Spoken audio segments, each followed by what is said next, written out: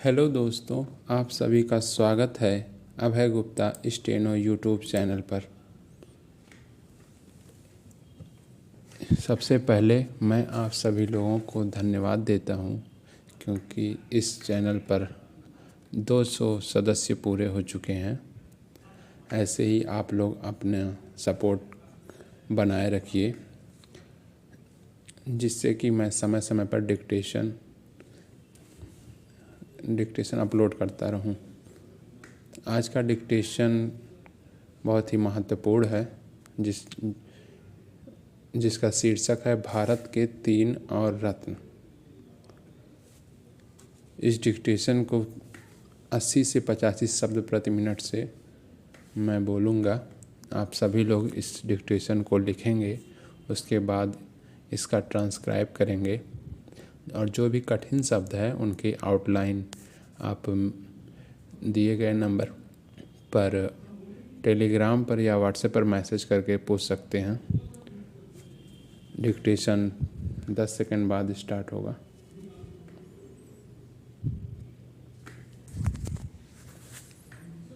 Start. Bharat ने समय समय पर ऐसे व्यक्तियों का उदय देखा है जिनके योगदान ने देश की प्रगति पथ पर एक अमिट छाप छोड़ी है। ऐसे ही एक दिग्गज नेता थे चौधरी चरण सिंह, जिन्हें किसानों का मसीहा भी कहा गया। उनकी राजनीतिक विरासत उन्हें भारत रत्न सम्मान देने का हकदार बनाती है। चौधरी चरण सिंह के साथ एक और पूर्व प्रधानमंत्री नरसिंह राव को भी भारत रत्न से सम्मानित करने की घोषणा हुई। वह इस सम्मान के सच्चे हकदार थे, क्योंकि वह आर्थिक सुधारों के जनक और नायक थे। उन्होंने एक ऐसे समय देश की बागडोर संभाली थी जब तमाम समस्याएं सिर उठाए खड़ी थीं। उन्होंने अल्पमत सरकार के बाद भी उन सभी समस्याओं का कुशलता से सामना किया और उल्लेखनीय सफलता हासिल की। तमाम चुनौतियों के बाद भी वह देश को आर्थिक बदहाली से बाहर निकालकर प्रगति के पथ पर ले आए। यह अफसोस की बात है कि संप्रग के शासनकाल में वह भारत रत्न के हकदार नहीं समझे गए। किसानों के मसीहा चरण सिंह और आर्थिक सुधारों के प्रणेता नरसिंह राव के साथ डॉक्टर MS स्वामीनाथन भी भारत रत्न से नवाजे जाएंगे। वह हरित क्रांति के जनक हैं। एक समय भारत में लगभग भूखमरी जैसे हालात थे और गेहूं, चावल, चीनी एवं दालें आदि वस्तुएं आयात करनी पड़ रही थी। ऐसे कठिन समय में स्वामीनाथन ने कृषि क्रांति के जरिए कृषि क्षेत्र में एक स्वावलंबी भारत की आधारशिला रखी।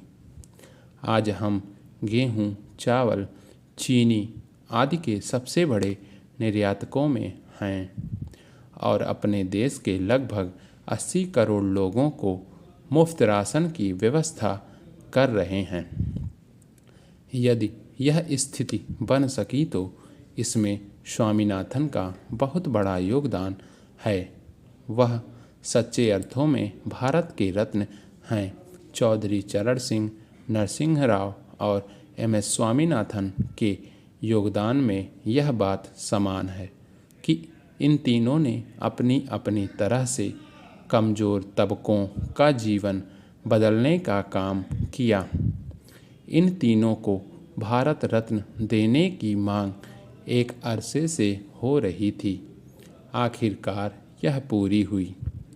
चौधरी चरण सिंह किसान नेता इसीलिए कहलाए क्योंकि उन्होंने सदैव किसानों की चिंता की और जब भी अवसर मिला उनके हित में फैसले भी लिए। उनकी पहल से कृषि मूल्य आयोग की स्थापना हुई। इसका उद्देश्य किसानों के लिए उचित पारिश्रमिक सुनिश्चित करना था, जो एक अभूतपूर्व कदम था। उनकी नीतियों ने न केवल किसानों की तात्कालिक चिंताओं को दूर किया, बल्कि एक आत्मनिर्भर और सशक्त कृषक समुदाय की नींव रखी। समाप्त। आप सभी लोग इसका ट्रांसक्रिप्शन करेंगे, उसके बाद जो भी कठिन वर्ड हैं उसकी आउटलाइन अलग से बनाकर दूसरी बार अगर आप इस मैटर को लिखेंगे तो आपकी स्पीड भी इंक्रीज होगी। और आप लोग अपना सुझाव अवश्य दें, जिससे मैं आगे आने वाली डिक्टेशन में उस सुझाव का उपयोग कर सकूं। धन्यवाद।